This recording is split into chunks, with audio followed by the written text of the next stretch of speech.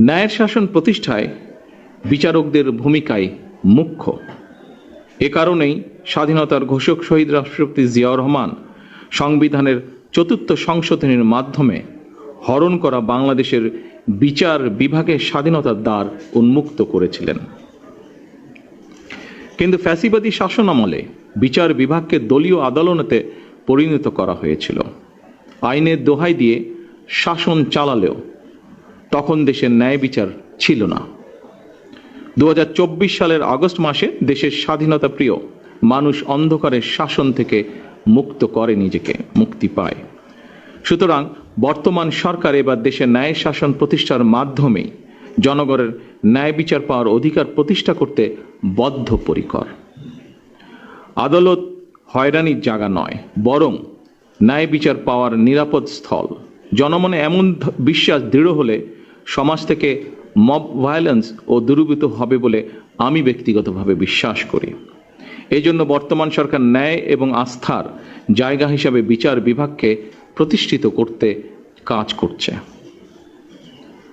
প্রিয় সুধীবৃন্দ, দুর্নীতিমুক্ত, স্বচ্ছ ও স্বাধীন বিচার ব্যবস্থা প্রতিষ্ঠার মাধ্যমে বিচার প্রক্রিয়ায় জনগণের হয়রানি লাঘব করতে সরকার বিচার প্রশাসন ও বিচার প্রক্রিয়াকে সম্পূর্ণরূপে ইলেকট্রনিক ব্যবস্থায় রূপান্তরের অংশ হিসাবে বিচার ব্যবস্থার আধুনিকায়নে ই-বেইল বন্ড পদ্ধতির বাস্তবায়ন কর্মসূচি অব্যাহত রেখেছে এবং যার ফলশ্রুতিতে আজ 7টি জেলায় এই প্রক্রিয়াটি চালু হলো।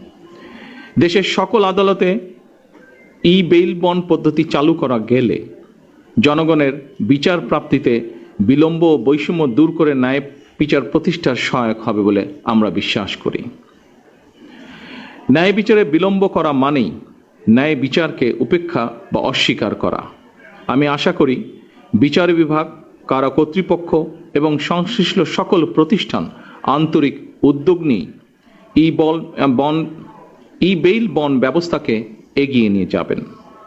আদালত থেকে জামিন পাওয়ার পর আদালতের বিভিন্ন দপ্তর ঘুরে জামিননামা হাতে পৌঁছতে কয়েকদিন সময় লাগার কারণে সংশ্লিষ্ট ব্যক্তির কারামুক্তি হতে দেরি হয়।